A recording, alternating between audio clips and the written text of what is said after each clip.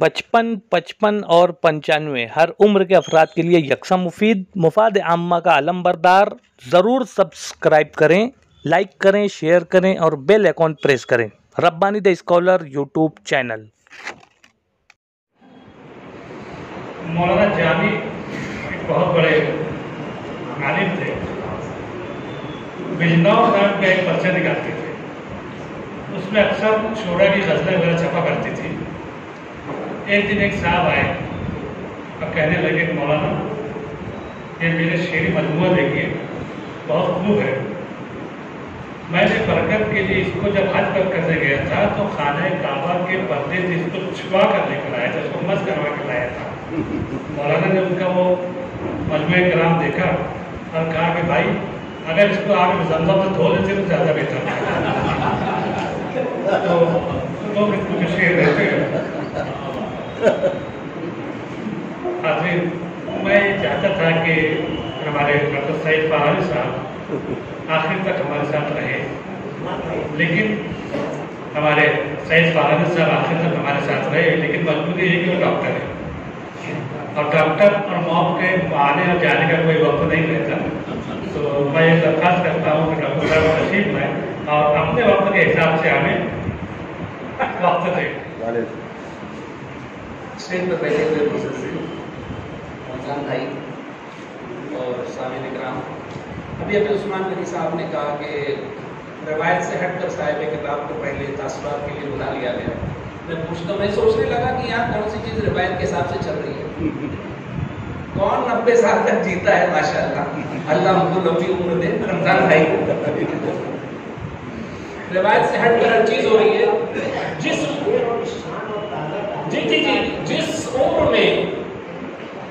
उम्र में लोगों के गले से सिर्फ आहें और कराहें निकलती है, माशाअल्लाह सुर के जादू बिखर रहे हैं। क्या बात है। रमजान भाई के ऊपर बोलने के लिए सच पूछो तो मैं बहुत छोटा हूँ, तकरीबन 50 साल से उनकी गज़लें सुन रहा हूँ। जब छोटे थे तो बड़े भाई जो है जावेद भैया, इफ्तिखार भैया जो है इनके पास गज़लें सुनने के लिए जाते थे और कैसेट में रिकॉर्ड करके लाते थे और सुना करते थे। फिर बाद में हम लोग जब थोड़ा शऊर आया तो हम लोग सुनने लगे। अब हमारे बच्चे सुन रहे हैं। मेरी दुआ है और बड़ी शदीद ख्वाहिश है कि अपने पोतों को भी रमज़ान भाई की गज़लें सुनता हुआ देखूं। सामईन इकराम, एक शायर ने, पता नहीं बहुत पुराना शेर है कि लोग जिस हाल में मरने की दुआ करते हैं, हमने उस रंग में जीने की कसम खाई है। तो ये शेर जब सुनता हूँ तो मुझे रमज़ान भाई की बहुत याद आती है। आप तसव्वुर कीजिए कि 90 साल की उम्र में एक आदमी किताब तहरीर करता है, इजरा कराता है और नवाज शरीफ को यानी कि बाकायदा हमारे सामने सुनाता है। कभी कभी तो बाकायदा रश्क आता है, सच पूछो तो कभी कभी जलन भी होती है।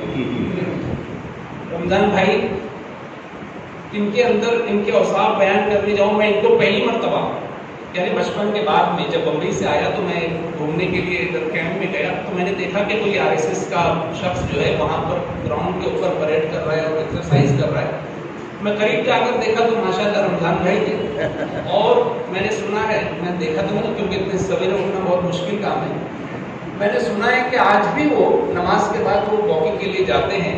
मेरे ख्याल से मालेगांव के अंदर शायद ही कोई शख्स होगा जो इतनी पाबंदी के साथ जो है वो एक्सरसाइज करने के लिए, मॉर्निंग वॉक के लिए जाता होगा।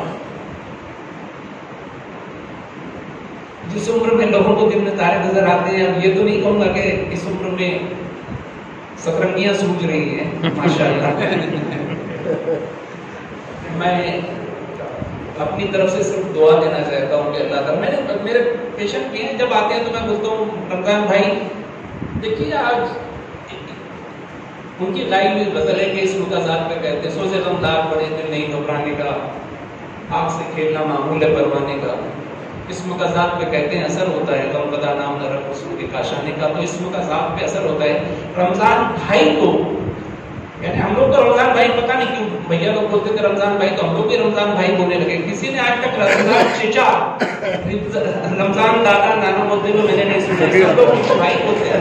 तो इस मुताजात पे असर होता है। सबके या भाई। तो जो लोग यानी कि भाई नहीं कहते हैं तो रमजान फेमस कहते हैं, और फेमस भी जो है वो पॉपुलर तो है, इतने फेमस तो हैं कि इसमें बामुसम्मा है वो। तो मैं अपनी तरफ से मुबारकबाद देता हूँ इस किताब के अजर को, और मैं दुआ देता हूँ कि अल्लाह ताला उनको कादिर कायम रखे, उनके साया को हमारे सरों पर कायम रखे। बहुत बहुत शुक्रिया।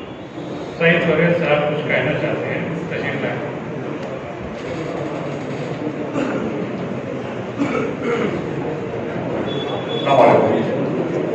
डॉक्टर साहब का बहुत कुछ लगते हैं, लेकिन मैंने एक्सेल से बोल दिया है, 2-3 जुमले बोलूँगा उनके ताल्लुक से। शेर अर्ज करता हूँ कि खिदमत में कि एक नौबहार नाज को ताके है फिर निगाह, एक नौबहार नाज को ताके है फिर निगाह, चेहरा भरोगे मैं से गुलिस्तां किए दी। क्या बात है। आज की इस कीमती और शबनबी शब के मौके पर जिसके ताल्लुक से गालिब कहते हैं, न पूछ वुसअते मैं खाने जुनू खातिम, उस शख्स का इस्तेमाल है जो इब्न मरियम होके लोगों के दुख की दवा करता है। मेरी मुराद उस शख्स से मुताल्लिक है जिसे हम डॉक्टर सईद फारानी के नाम से याद करते हैं। हाल ही में उन्हें टाइम्स ऑफ इंडिया ने द मोस्ट इन्फ्लुएंशियल पर्सनैलिटी के खिताब से नवाजा है। मैं जहाँ तक समझता हूँ बेस्ट या पुर असर पर्सनैलिटी के साथ ही वो बेस्ट इंसान भी हैं, क्योंकि गालिब कहते हैं कि आदमी को भी मुयसर नहीं इंसान। परवीन शाकिर के दुआया कलमात के साथ मैं अपने अल्फाज समेट रहा हूँ। दस्त गुर्बत में जिस पेड़ ने, दस्त गुर्बत में जिस पेड़ ने मेरे तन्हा मुसाफिर की खातिर घनी छाँव फैलाई है, उसकी शादाबियों के लिए मेरी सब उंगलियां हवा में दुआ दिख रही है। मेरी सब उंगलियां हवा में दुआ दिख रही है।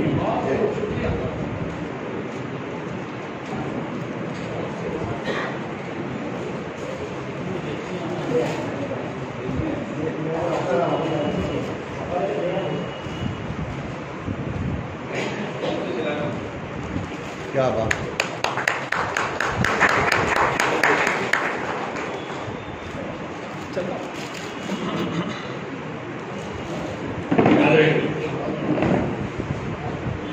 मैं चाहता हूँ कि पजराई का और इस्तिकबाल का सिलसिला जो है वो यहीं पर खत्म हो जाए तो बेहतर है।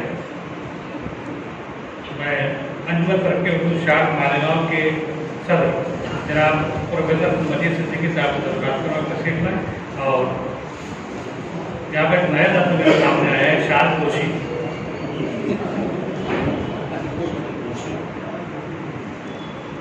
शाल पोशी फरमाए बोलो।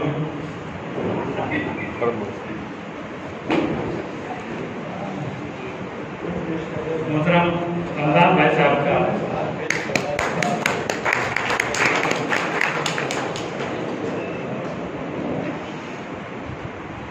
मानव विभाग के एडिटर परेश उस्मानी और निज़ाम फारूकी साहब,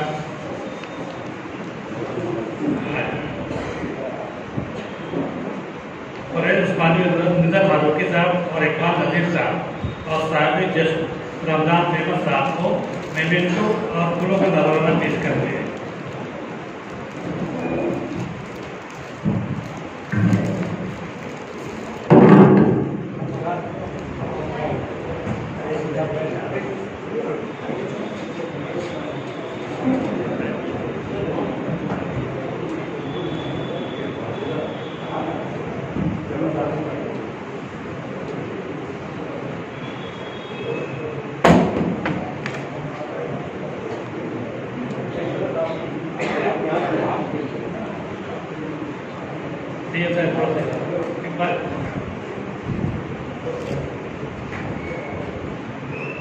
ये इदारा विभाग के यहाँ हमारे इरफान भाई सिद्दीकी साहब IAS प्लाजा,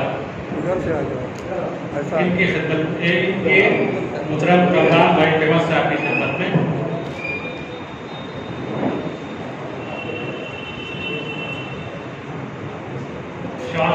पेश कर रहे हैं जनाब इरफान सिद्दीकी साहब, और उन्होंने 1000 रुपये में शतरंजिया को एजाजी कीमत देकर खरीदा भी।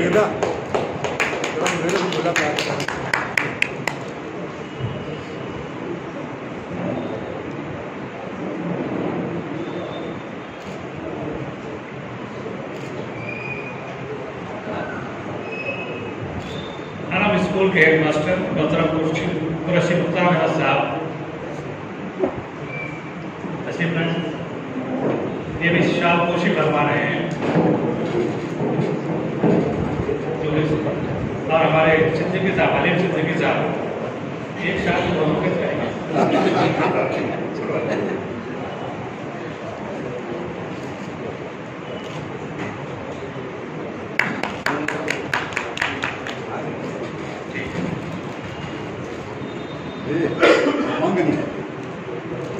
और हमारे सेठ और इस आखिर में शाल का नजराना पेश कर रहे हैं।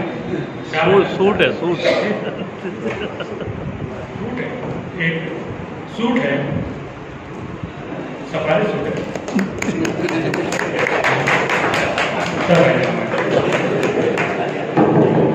रब्बानी दी स्कॉलर यूट्यूब चैनल इल्मी, अदबी, दीनी, मिली, समाजी, सकाफती, तहजीबी, फलाही, तिब्बी, फ़न्नी, माशी, तिजारती, माशरती, इंतज़ामी, इनकलाबी, तहरीकी, तहकीकी, तकनीकी, तफ्तीशी, तामीरी, तालीमी व मालूमाती यूट्यूब चैनल ज़रूर सब्सक्राइब करें, लाइक करें, शेयर करें और बेल आइकॉन प्रेस करें। रब्बानी दी स्कॉलर यूट्यूब चैनल।